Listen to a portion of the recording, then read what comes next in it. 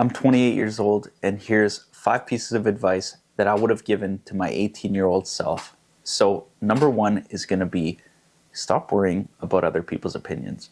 Now, I know that's really hard, especially if you're in high school, but even your friends and your family, to be honest with you, their opinion doesn't really matter that much.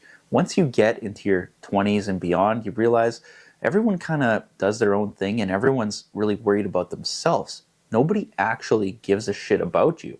And if they do give a shit about you, they're going to be supportive and understanding, and they're going to try and help with whatever decisions you make or whatever opportunities you explore or whatever jobs you're doing.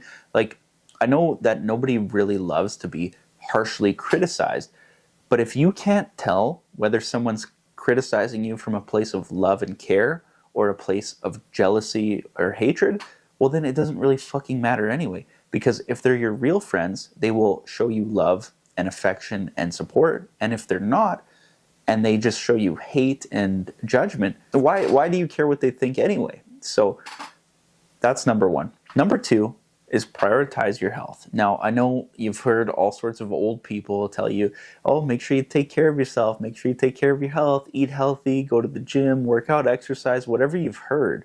Now, this is legitimately important. I'm telling you this as someone who was always incredibly healthy and took care of myself all the way up until my mid-20s. But once you start working full-time, once you have a career, once you have a family, once you have responsibilities, man, taking care of your health becomes a big problem. And I did gain a significant amount of weight, and now I'm working my way back down. I'm already in a good spot right now, but I mean, that's legit, man. Don't ever forget that. And there's a reason they call things the freshman 15, because a lot of people in their first year after high school, especially if they go away for, college, university, or whatever, they're going to gain some weight because they don't know how to cook and clean and do all the things of taking care of a place.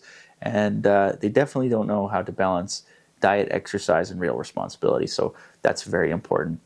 Now, number three is going to be avoid debt early. Now, I'm not talking avoid this shit like it's a plague, but I'm saying, you're just starting out. You're just establishing yourself. You don't want to go too far in any rabbit hole because there's no way to be 100% sure that whatever you're doing at this time is the right thing for you right now or the rest of your life. So I'm not saying don't take on any debt. If you want to go to university or college, or if you want a car or anything like that, I understand. You got to do some stuff. But just be very mindful of what you're doing and be intentional, because the biggest problem that some people have is they dig themselves in a hole that will take them years and years of recovery. Now, I did not do this when I was a teenager. I'm very thankful that in my teens, in my early 20s, I was incredibly financially smart and I had positive cash flow the whole time. Later in my 20s, I did have some debt accumulation, and I'm very thankful that happened when I was well equipped to take care of it. Number four is focus on skill development rather than education. Now, whatever course you take, whatever school you go to, whatever college or university you graduate from, doesn't really matter that much. I'm sorry to tell you, I'm sorry if you're someone who's into the prestigious faculties, whether you study medicine or you study engineering or you study psychology, it doesn't really matter what you study. It matters what you produce, what you do in the real world, what your contributions are to society, to your family, and what your earning potential is. And that doesn't necessarily reflect what you studied in school. So think about what your goal is and what contributions you want to make to the world, and be intentional with the decisions that you make to get you there. Because I know people who own very simple, very basic businesses in either home services or in sewer and water, and people who literally, they shovel poop all day and they make more money than all of the doctors I've ever met. So studying something that is better isn't great for making money. It might not be great for your lifestyle, and it may not fit what your actual goal is. So just be intentional. That's all I'm saying. Now, with that said, number five makes a lot of sense, because this is believe in yourself.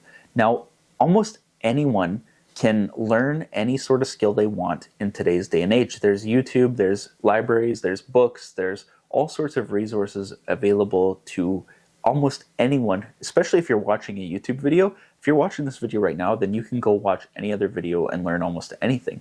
So what you should do is believe in yourself and your abilities.